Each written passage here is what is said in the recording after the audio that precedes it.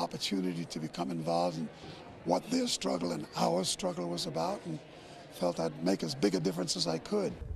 Saying goodbye to a giant of music and activism. Tonight, tributes are pouring in for one of New York's very own, Harry Belafonte. Thank you for joining us. I'm Shirley Chan. I'm Corey Chambers, and he was one of the greats in so many ways. A star who used his power and fame to make change. A key player in the civil rights movement and also a humanitarian. He kept advocating for the oppressed right up until his death at the age of 96. Yeah, tonight we're hearing from the woman who knew him best, his widow. Big 7 Jay Dow is live in Harlem with more, again, on this giant. Jay. Well, Corey and Shirley, like so many legendary New Yorkers from the world of entertainment and activism, Harry Belafonte never forgot about the Apollo Theater. In fact, his name was on the marquee earlier today, and tonight his friends, family, and fans are celebrating his legacy.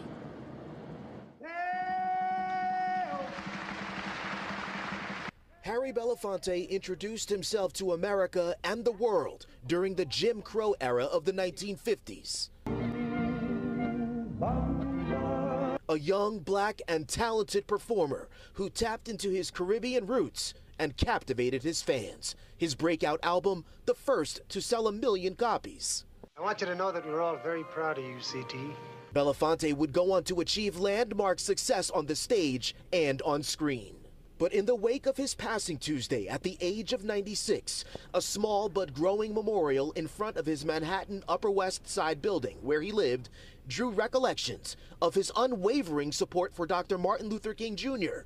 and his overall monumental role in the larger civil rights movement. He's the true definition of an activist. For Jennifer, who lives just a few blocks away, Belafonte's activism over not years, but decades, amounts to an equally important aspect of his legacy. He started out entertaining and kind of was not afraid to give all that up to follow his heart and the initiatives that MLK was pushing for. Whenever you think of anyone in activism, you automatically think of Harry Belafonte. As a Harlem native, Belafonte never forgot his roots, and that includes his support for the legendary Apollo Theater. Whenever we put out the call, Harry would show up. His love for humanity and community always rang true. Belafonte's wife, Pamela, summing up his legacy.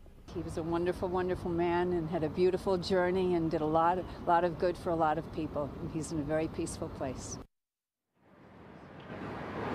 Harry Belafonte walked the walk, talked the talk, and put his money where his mouth is, donating millions of dollars of his own money to support the civil rights movement and other causes that mattered to him the most.